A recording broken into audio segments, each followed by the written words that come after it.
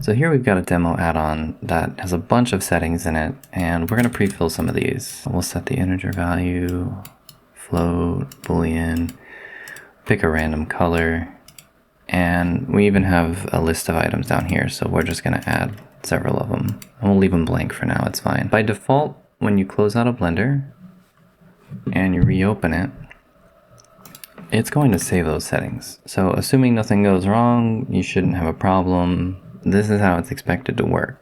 But if the user has to uninstall your plugin or disable it and re-enable it, this is what you should expect to happen. All of your settings are gone. Now the way that we're going to get around that is by creating a settings JSON file. You can actually save this into many different formats, but JSON is pretty standardized. It works really well, and it supports more complex data types. So you can use objects and arrays as well as just the standard text or numeric values. Let's jump into our editor real quick.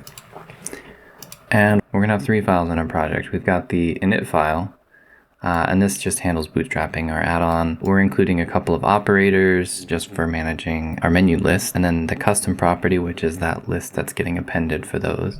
And then we're bringing in our preferences. Now here there's another line in each one of these sections where we're triggering load and save, and these are going to be functions within our preferences class. Let's go take a look at that now. Here we're going to define our custom properties, which is a list of strings and integers. That's all it is. It's very simple, but you can make it as complex as you want to, and we're going to go through how you can then adapt that into a JSON object for saving. And then here's the important part, our preferences add-on preferences class. You can name it whatever you want to. I just went with preferences because I'm lazy and it's not going to cause a problem, so that's fine.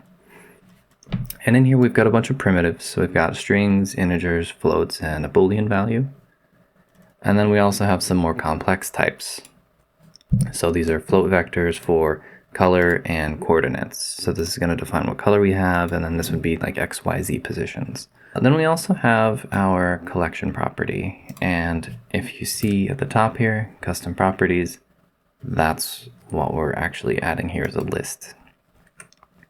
Okay, cool. The next section is a draw section, and this creates that menu UI that we were looking at. If you go back to Blender, it's this right here. So this is creating the UI to modify all of our settings. Down here we've got save load. Currently they're just printing saved and load. We'll add content to that a little bit later.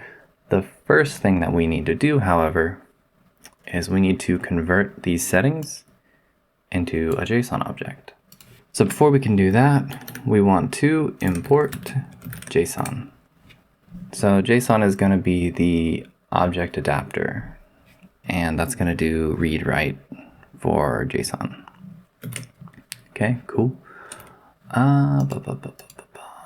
The other thing that we need to do is we need to import os.path, or you could say from os import path. I prefer that syntax. It's just a little bit more readable. Okay, cool. And first we're gonna define to a dictionary, and you see it's already suggesting that. So let's return our dictionary, and here it's already got what I want to do. Cool. Something important to remember, your primitives can be passed back as the basic value. But when you have the more complex objects, like our color and coordinates, these will throw an error if you try to convert them to JSON. They're not JSON serializable. So instead what we do is we just adapt those to a list. So that actually makes it an array. And then down here for our more complex object, this is our custom properties here. We're actually just going to go through and iterate over them and create a sub-object. So we've got string prop and int prop for each item in the name number set. And that's what we call it right here, name number set. So that right there, that's our object, and that's what's going to get passed into JSON. Next, we're going to say from dictionary, and let's see what this does. That's not too bad, look at that. We're passing it in JSON data, and we want to get from that the values. Now this is okay, but if that value doesn't exist, this doesn't account for if there is like a default value for something missing. And we want to have that safety because if we don't have that file, then we're going to have problems. So instead of that, let's check the next suggestion. Yeah, these all are going to suggest just using the object for data. So let's go ahead and start typing here. And we want to try to use get. What get does is it gives us either the value in the file or we can put in a default. So we're going to use that for every one of the settings. And now Copilot's figured out what we want to do. And for every single one of these, it's giving us a suggestion. And what it should be doing is it should be smart enough to recommend what the default value is up here. You see 0, 7, and then 1. It's suggesting the same thing up there.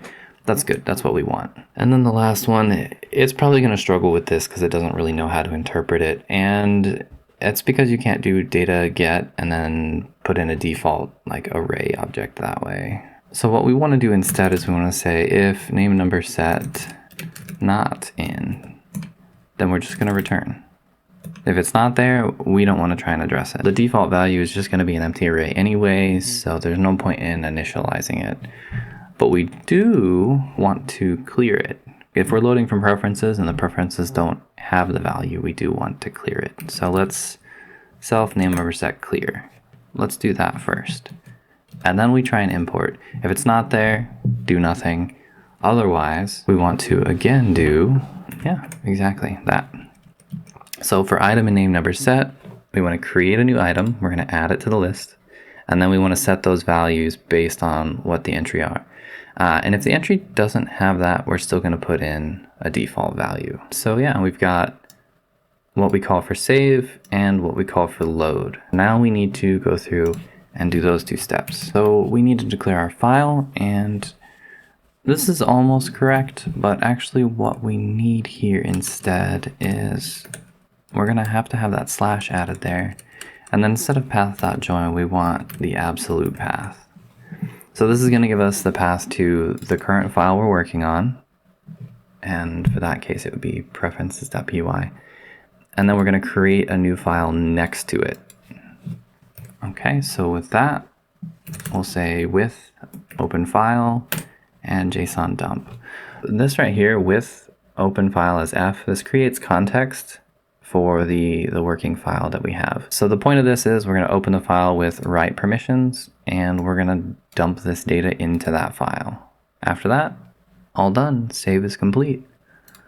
So let's move on to load, and we're going to reference the same file setup. So that should work with the exact same file we were trying to before. Yeah, actually we should do this too. If the file doesn't exist, we want to return because we can't read something that's not there. Cool, so after that, we'll create the context with open file, and this time we're using R, so that says read permission. And then we're just gonna pull that data in and run it through self.fromDict. And then that will take the data from the JSON file and write it to our current preferences. So this is a situation where I let Copilot do its thing and decide what we're doing here without proofreading it. We actually want to use a plus here, not a comma. This function takes one argument, and when you use the comma, that separates it into two, and it's not smart enough to like concatenate those together. So instead we have to use plus and put the strings together manually. So we'll save that, and then we'll try again with Blender, and this should actually work correctly. So let's open our preferences again, switch back to user, turn it on, and hey, no errors, that's great. To test it, let's just dump some data in here, and I'll change a little bit of everything and add a few text values down here. You can leave it blank too, blank should work fine. So there, okay, cool. So if we were to shut it off and turn it back on, bam, our settings are the same. Cool, let's go back to our editor, and you won't see it over here, but if we bring up the Explorer, it's right there. I'm gonna save this so it gets formatted, and these are all the settings that we had in Blender, so I'll move it over here so you can see it a little bit easier. And if you just compare it side by side, yeah, that's exactly what we're expecting. Let me disable that. And then over here, if I change this, let's make it cheesecake. And then I turn this back on. You see now it says cheesecake, so it is reading straight from this file. So yeah, it's all set. There's one other thing that we can try to do. This saves when you deactivate the plugin or you close and reopen Blender. We can also have it save when you make a change. So let's go back up here to any of our custom properties, and let's go ahead and do it on the string. If you look at the manual, and let's actually bring that up real quick. So here I've got the string property open in the Blender documentation. Now, if you look at string property, it's got some options for us. Very, very limited. We've got inherited properties, inherited functions. There's something not shown on here that this will actually show you if you bring up the context for it. It has a function called update. And what update does is when this value changes, it will run that function. So if we said update equals, we're going to create a lambda function here. And what lambda does is that's what we refer to as an anonymous function. It just exists here in this little context, and that's it. We can feed it self, which is a requirement, and then the next one is context, which we don't need. We can run self save. So anytime this string value is edited, it's going to run save. It's important to remember whatever you put in here, it will trigger every time this changes. So if you made update, change this value, it will call that recursively. So do not do that. Do not say update, change itself. And reopen it. So this says cheesecake now. Let's make it cheesecakes. And you see it's changed.